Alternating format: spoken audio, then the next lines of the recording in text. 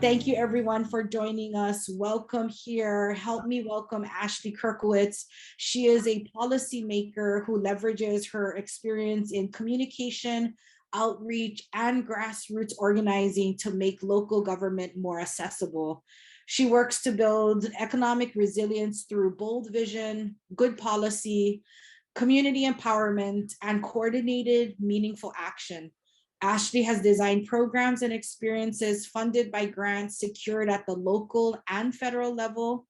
She will share today some tips and facilitate a conversation with representatives from the Hawaii Community Foundation and the County of Hawaii on setting up infrastructure to execute grant awards and maintain communication with funders. Very important component of ensuring that from start to finish, your grant is a success. So without any further ado, I am going to turn this now over to Ashley. Welcome again, everyone. Okay, so today we will be covering what you should be preparing for once you get notification that your proposal has been accepted and you have been granted an award. And at the end of today's workshop, we are hoping that you leave with an increase in abilities and confidence to do the following things: really lead your team in implementing a grant award, establishing the systems internally to track and communicate your progress through reporting, and that's timely reporting. And then finally, having a relationship so that you are able to communicate with your funder on an ongoing basis throughout the grant cycle and beyond. I'm really excited to be sharing space today with some really phenomenal folks who you know because they work in local government and philanthropy, and you have likely worked with them in implementing a grant that you have received. We have Diane Chadwick, the Director of Philanthropy, Community Philanthropy with Hawaii Islands for Hawaii Community Foundation, Bob Agris, Deputy Director of the County's Research and Development Office, and finally, Douglas Lay, Recovery Officer for the Kilauea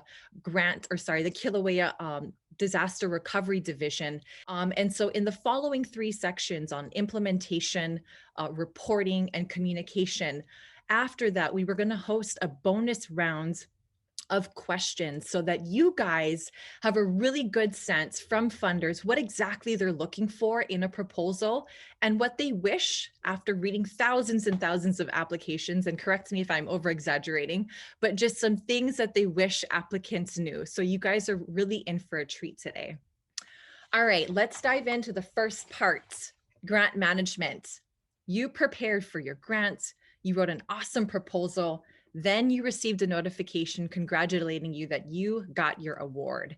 And so this is where the real work begins. And this section is really designed to provide you high-level overview of the nuts and bolts on how to set up that internal infrastructure for grant management. So a list of things that typically happen following the notification of the award. Your funder is looking to have you submit a number of required documents. This is to ensure that you are compliant with taxes. There are different forms that they're going to ask you to sign related to disclosures and acknowledgement of policies. They will send you an agreement, which you should review very carefully to understand all of the terms and conditions before you sign.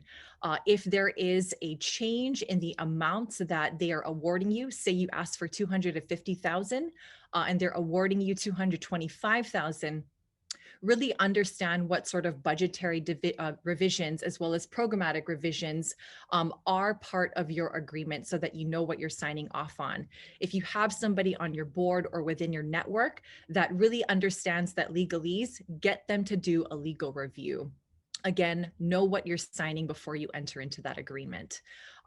Start setting up a shared space. This is a resource library. Do not just flag all of your emails thinking you were going to track all the communications related to the project that way.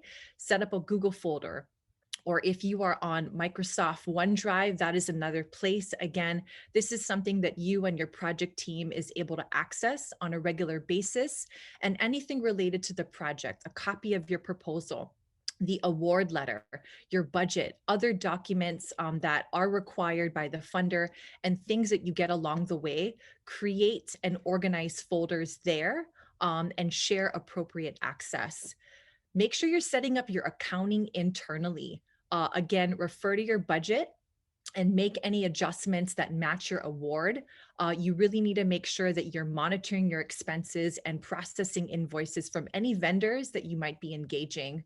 And one of the things that is really helpful is to understand what your spending criteria and policies are going to be. Making sure that every expense is reasonable, that it is something that it can be allocated to your grant. And is the expense in line with institutional policy? Again, make sure that you set this internal infrastructure up at the onset. Setting up your chart of accounts and making sure that really matches your reporting format. Some funders are going to ask that some of your expenses be reported in a very specific way with a code or a label. So make sure that that's being done in whatever sort of accounting process or software that you are using. That way you're not having to spend time after you generate the report to make all those changes to those labels. Again, know what is an eligible expense, know what is not an eligible expense. When you craft your budget and send that to funders, typically they're asking for something very general. How much money you're going to need for, personnel, administration, supplies, outreach, equipment.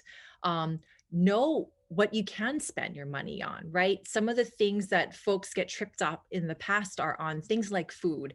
Is it okay to purchase food? And who is the food for? Can you feed your project team, or is this specifically just for program participants?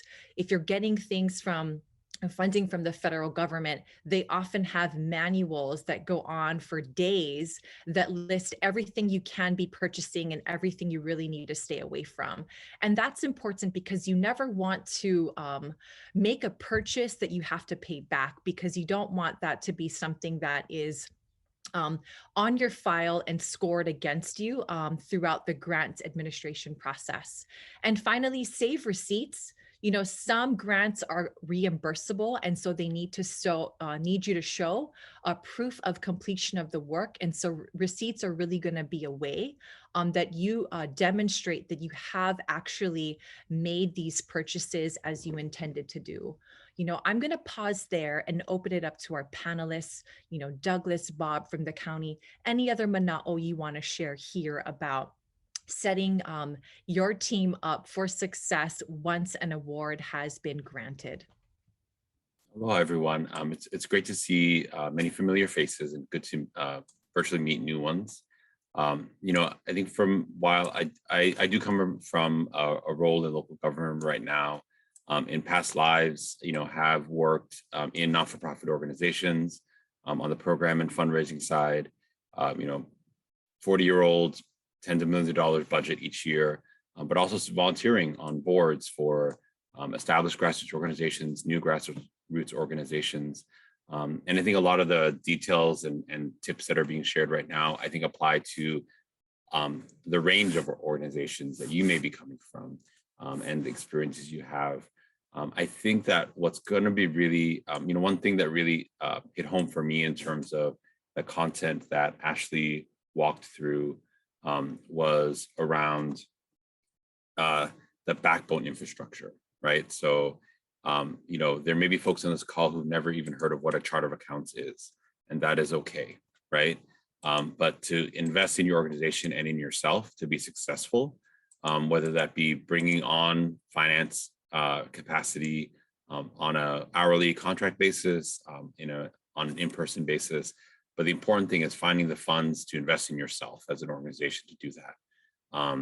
And while some grants may be incredibly particular, like needing to balance out every single dollar, and some may be more flexible, like you did the work, here's the check, give me a report at the end of the performance period.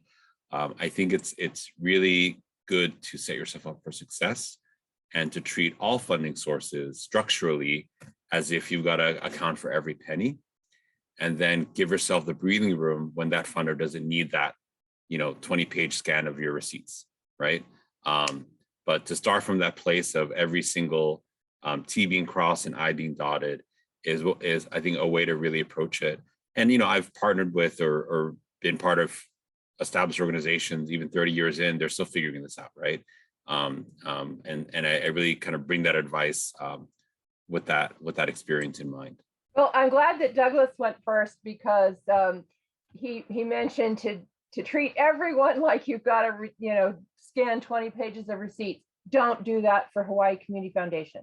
I mean, don't give us the receipts. Keep them. Do all the infrastructure. But some funding he mentioned is more flexible.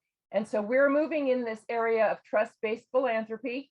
Part of the reason for that is that we know a lot of the organizations that apply to us. So we're trying to make it easier for you based on the fact that we know you already.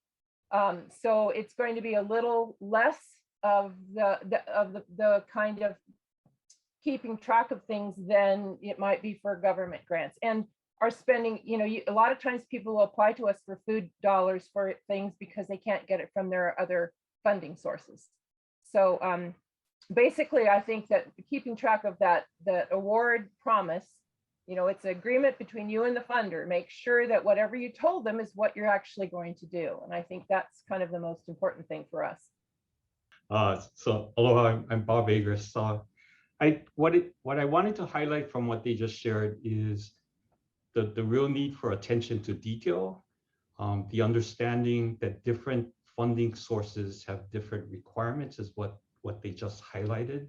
And so it also goes back to making sure that you're going after funds and understanding your capacity to actually deliver on what you say, but also track and monitor. So make sure that you're matching what you need in your capacity when you go after particular funding sources. And then, especially what Douglas is saying, whatever kind of funding you have is set up structures and systems. So it's very deliberate, intentional how you do your tracking, and that it matches up with the requirements from the funder.